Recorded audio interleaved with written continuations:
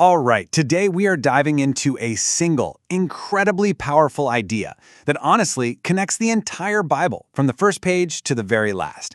We're going to use Desmond Alexander's fantastic book, From Eden to the New Jerusalem, as our guide to unpack one of the biggest stories ever told. So the book kicks off with, just a couple of small questions. Why are we here? What's the point of all this? And it argues that the Bible isn't just a random collection of stories, but one single epic meta-story designed to give us the answer. So what is that story?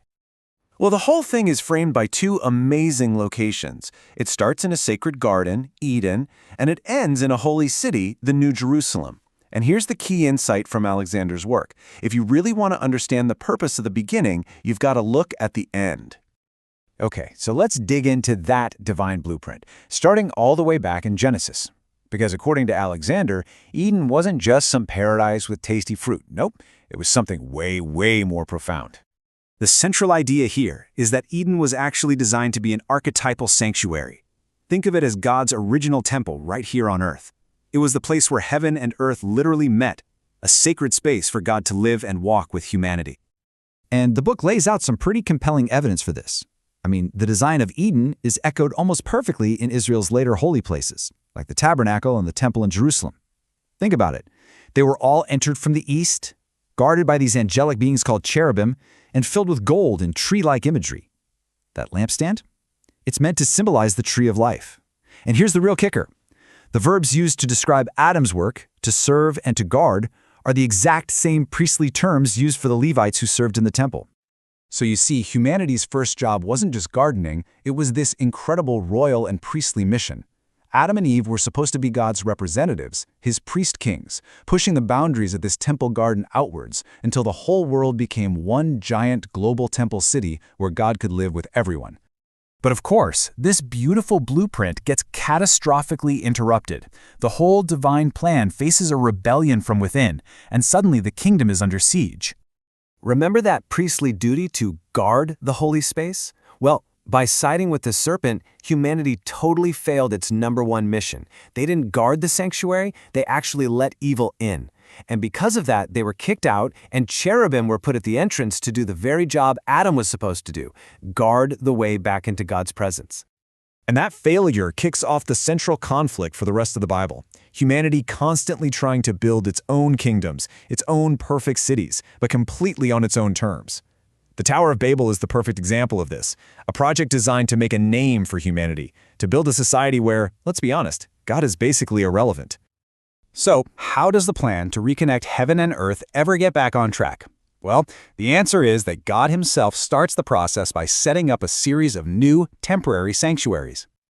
And you can just see this amazing progression, right? First, there's the tabernacle, this portable temple for the desert. Then you get the permanent temple in Jerusalem. But then the whole idea takes this radical turn when the Gospel of John says Jesus tabernacled among us, and Jesus himself calls his body a temple.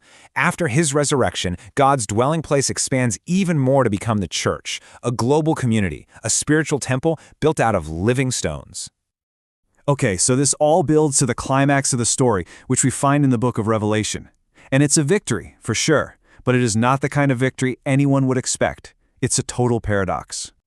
So in his vision, the Apostle John hears about a conquering king, the Lion of the tribe of Judah, a symbol of pure power and authority.